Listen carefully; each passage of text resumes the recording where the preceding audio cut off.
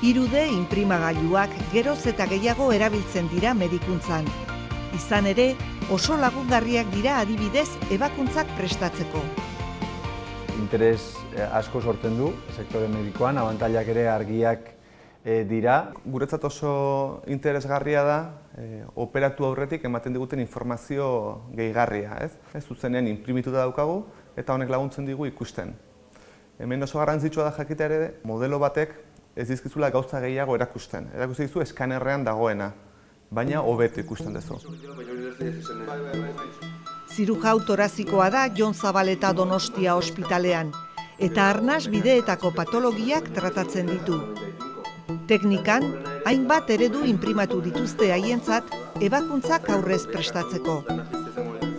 Hemen daukaguna da gaixo bat eskubiko birika transplantatuta daukana, orduan egiten dena da birika kendu eta birika berri bat josi. Eta transplanteen 10% daukaten arazoa da josture egin den lekuan itxi egiten dela, estenosi bat daukala. Orduan arnasten dugunean eirea ez da ondo pasatzen. Kasu hauetan hau konpontzeko egiten dena normalean da protesi bat jarri hau zabaltzeko.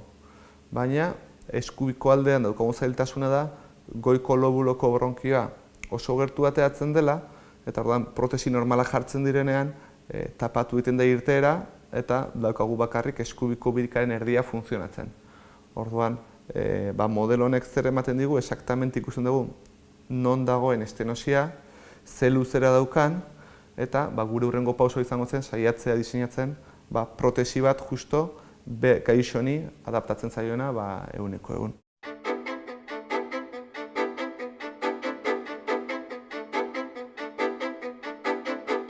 Erabiltzen ari genen teknologia polijet da, eta berez konplexutasuna teknologia beran dago. Baimentzen duela piezak flexibleak izatea, eta kolore kombinazioa baimentzen du, eta horrek ematen dio biomodeloari abantaila bat, ez? Zurrunak edo gogorrak baldin badira oso ondo errepresentatzen dute ikusi nahi deguna, baina guk sartzen badiogu protesi bat ez dira zabalduko.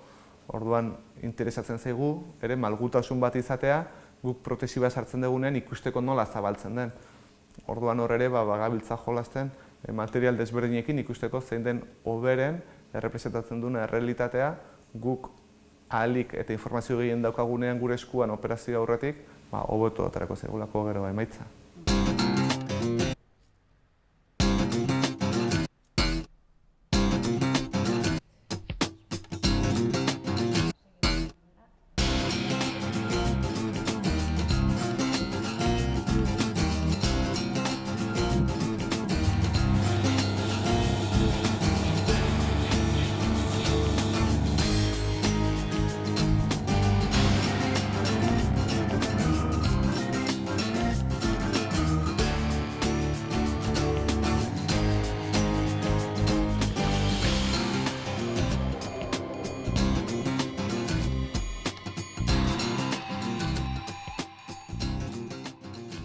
Kasu honetan, gaixoak zukana zen tumore bat paretean saietsak infiltratzen zituena.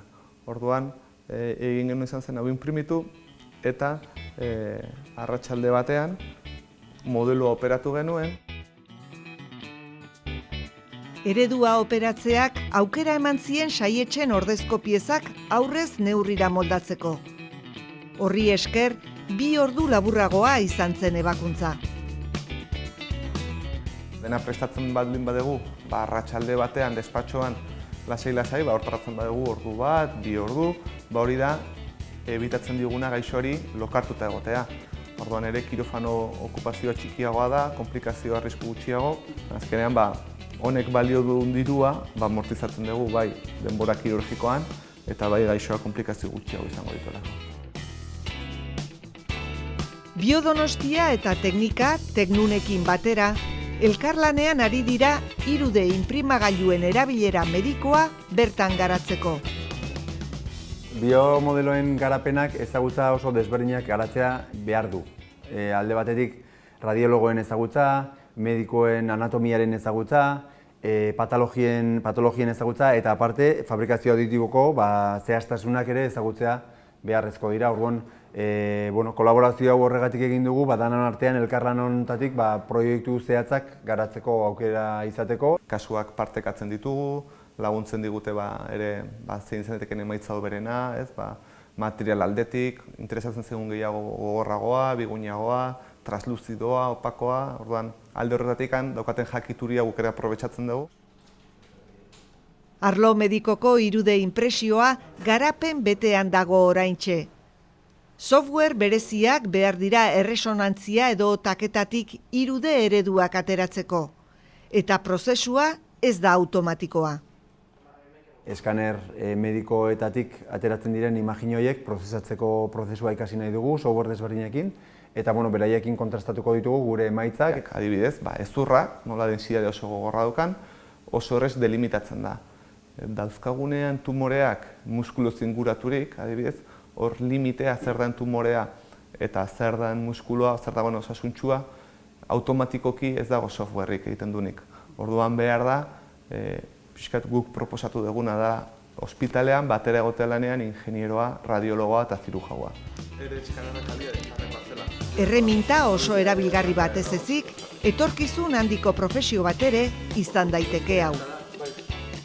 Uste dugu, prozesu honetan lanbide heziketik atera daitezkeela teknikariak biomodeloen sorkuntza hortan prozesua egiten dutenak eta parte hori bete dezaketanak. Pentsatzen dugu, etorkizunean eskaner edo resonantzia bat eskatzen dugun bezala, ere 3D modelo bat eskatuko dugula.